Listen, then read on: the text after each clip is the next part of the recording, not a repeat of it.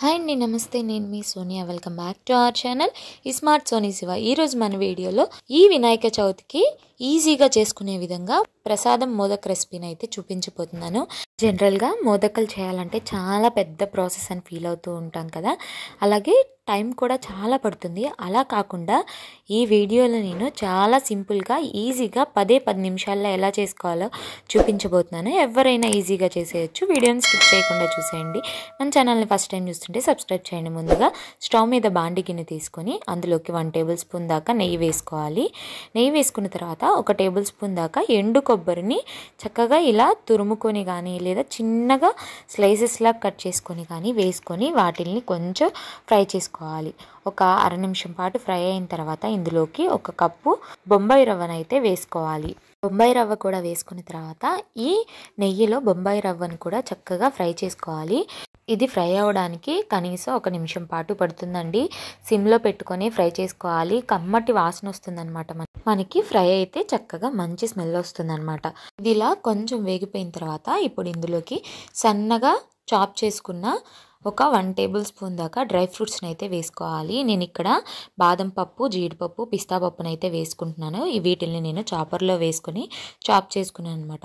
వీటిల్ని కూడా చక్కగా ఫ్రై చేసుకోవాలి. ఇవి వేగేలోపు వేరొక బర్నర్ మీద ఒక గిన్నె పెట్టేసుకొని అందులోకి ఏ కప్పుతో అయితే మనం రవ్వ తీసుకున్నామో అదే కప్పుతో 2 కప్పుల దాకా నీళ్ళని అయితే వేసుకోవాలి.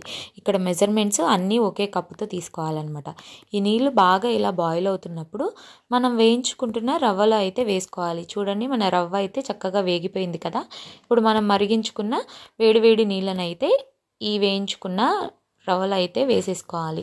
ఇలా చక్కగా వేడి నీళ్ళు మొత్తాన్ని కూడా వేసుకున్న తర్వాత ఉండలేమీ లేకుండా చక్కగా ఇలా రవ్వ మొత్తం కూడా కలిపేసుకోవాలి. ఈ వాటర్లో ఇలా అంతా కూడా బాగా కలిసే విధంగా కలిపేసుకోవాలి. కొంచెం ఇలా కలుపుతూ ఉంటేనే మనకి ఇలా దగ్గర పడుతుంది. చూడండి, చక్కగా ఇలా దగ్గర పడిన తర్వాత ఇప్పుడు ఇందులోకి కొంచెం నేను వీడియో కోసం కలర్ఫుల్గా కనిపించడం కోసం ఫుడ్ కలర్ని అయితే యూజ్ చేస్తున్నాను. ఫుడ్ కలర్ ఆప్షనల్ అండి. మీరు ఇంట్లోకి చేసుకుంటున్నట్టయితే స్కిప్ చేసేయండి. లేదా మీకు ఫుడ్ కలర్ కావాలనుకుంటే కొంచెం కుంకుమ పూలో పాలు వేసుకుని అయినా వేసుకోవచ్చు. సో ఇలా చక్కగా ఫుడ్ కలర్ కూడా వేసుకున్న తర్వాత అంతా బాగా కలిసే విధంగా చక్కగా ఇలా కలుపుకోవాలి. మొత్తం ప్రాసెస్ సిమ్లో పెట్టుకొని చేసుకోవాలి. ఇలా చక్కగా అంతా కలిసిపోయిన తర్వాత ఇప్పుడు ఇందులోకి స్వీట్నెస్కి తగ్గట్టు షుగర్ అయితే యాడ్ చేసుకోవాలి. ఇక్కడ ఏ కప్పుతో అయితే రవ్వ తీసుకున్నామో అదే కప్పుతో 3/4 కప్ దాకా షుగర్ అయితే వేసుకోవాలి. స్వీట్ అయితే కరెక్ట్గా సరిపోతుందండి. 3/4 కప్పు. మీకు ఎక్కువ తినే వాళ్ళైతే ఒక 1 or 2 టేబుల్ స్పూన్స్ ఎక్స్ట్రా వేసుకోండి, సరిపోతుంది.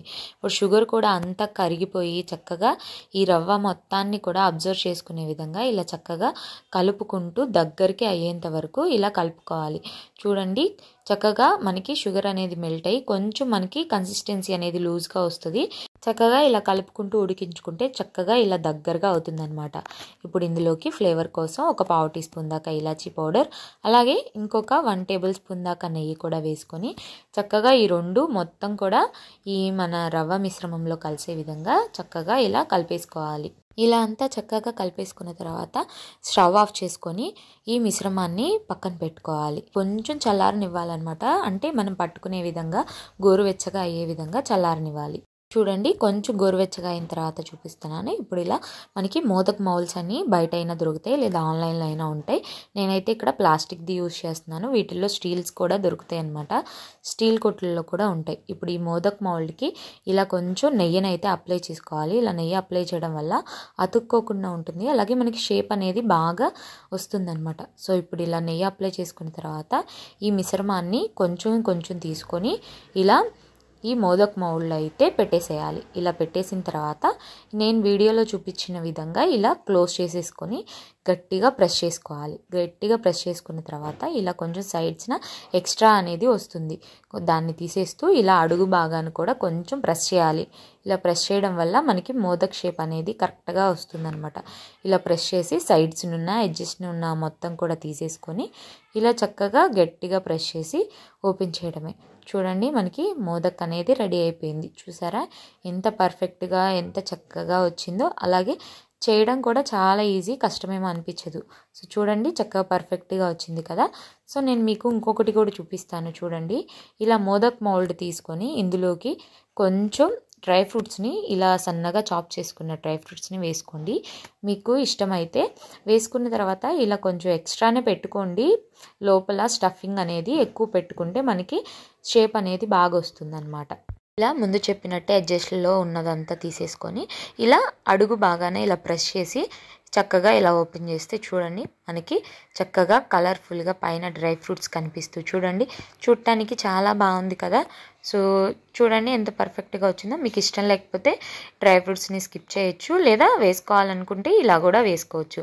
ఇలాగే మొత్తాన్ని కూడా చక్కగా ఇలా మోదక్ మౌల్డ్లో పెట్టుకొని చక్కగా ఇలా అన్నిటిని కూడా చేసుకోవాలి. ఒకవేళ మీ దగ్గర మోదక్ మౌల్డ్ లేకపోతే ఎలా చేసుకోవాలో నేను చూపిస్తాను. చూడండి ఇలా కొంచెం మిశ్రమాన్ని తీసుకొని మనం చేతిలో పెట్టుకొని నేను వీడియో క్లిప్లో చూపించిన విధంగా ఇలా షేప్ని అయితే ఇవ్వండి.